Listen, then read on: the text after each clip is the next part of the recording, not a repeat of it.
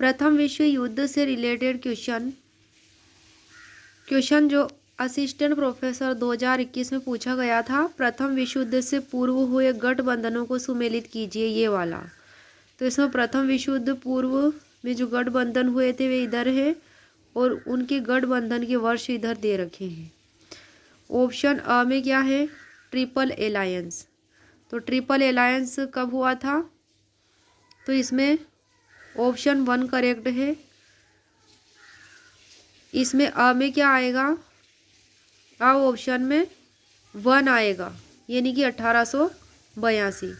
ब में दिया हुआ है इंग्लैंड फ्रांस संधि, तो इसमें ब में 3 दिया है, यानी कि 1904। इंग्लैंड फ्रांस संधि 1904 में हुई थी। फिर स में है रूस फ्रांस संधि, तो यहाँ पे 2 दिया गया है, यानी कि 1894 में हुई थी। द में है ट्रिपल एतांत, तो इसमें 4 दिया गया है, यानी कि 1907। ट्रिपल एलायंस 1882, इंग्लैंड फ्रांस संधि 1904, रूस फ्रांस संधि 1894 और ट्रिपल एतांत 1907। नेक्स्ट क्वेश्चन जो फर्स्ट ग्रेड संस्कृत शिक्षा 2020 में पूछा गया था। किसने कहा वर्साई की संधि शांति संधि नहीं वरन 20 वर्षों के लिए युद्ध स्थगन मात्र है? तो ये ऑप्शन 2 करेक्ट है। इसमें मार्शल फोच ने ऐसा कहा था। वर्साई की संधि की धारा 231 के अनुसार युद्ध तथा आर्थिक क्षतिपूर्ति के लिए जर्मनी को उत्तरदायी मानते हुए कठोरता की नीति अपनाई। इसी वजह से फ्रांस के मार्शल फोच ने कहा कि वर्साई की संधि शांति नहीं वरन 20 वर्षों के लिए युद्ध विराम मात्र है। नेक्स्ट है प्रश्न, ब्रेस्ट लिटोवस्क की संधि के द्वारा नीचे दिए गए देशों के किस समूह को स्वतंत्र घोषित किया गया है? ये वाला क्वेश्चन असिस्टेंट प्रोफेसर 2016 में पूछा गया था ब्रेस्ट लिटोवस्क की संधि के बारे में। ऑप्शन 3 इसमें करेक्ट है, बेलारूस, यूक्रेन और फिनलैंड। ब्रेस्ट लिटोवस्क की संधि 3 मार्च 1918 को सोवियत रूस की बोल्शेविक सरकार तथा केंद्रीय शक्तियों जर्मनी, ऑस्ट्रिया हंगरी, बुल्गारिया तथा ओटोमन साम्राज्य के मध्य संपन्न हुई। ब्रेस्ट लिटोवस्क की संधि कब हुई? 3 मार्च 1918 को सोवियत रूस की बोल्शेविक सरकार तथा केंद्रीय शक्तियों के मध्य। केंद्रीय शक्ति में कौन शामिल थी? तो इसमें जर्मनी, ऑस्ट्रिया हंगरी, बुल्गारिया तथा ओटोमन साम्राज्य। इस संधि के द्वारा रूस प्रथम विश्व युद्ध से अलग हो गया। इस संधि को लेकर लेनिन की आलोचना हुई तथा इसे लेनिन की एक गंभीर भूल कहा है। तो किससे अलग हो गया रूस? प्रथम विश्व युद्ध से। कौन सी संधि के द्वारा? ब्रेस्ट लिटोवस्क की संधि के द्वारा। नेक्स्ट क्वेश्चन असिस्टेंट प्रोफेसर 2016 का क्वेश्चन था अगाडियर कांड में निम्नलिखित में से कौन सी 2 यूरोपीय शक्तियां आमने सामने थी? ऑप्शन 1 करेक्ट है, फ्रांस और जर्मनी।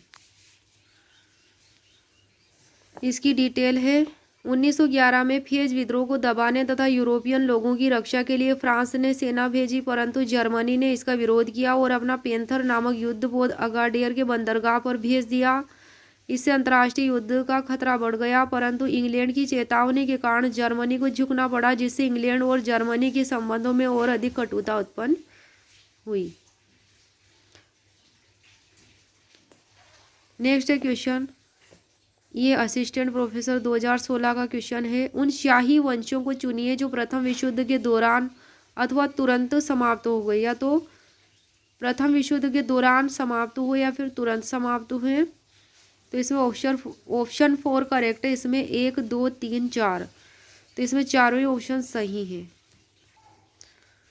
तो इसमें सम्मिलित थे पहला होहेन-जोलर्न, दूसरा ओटोमान, तीसरा हेप्सबर्ग और चौथा रोमानोव।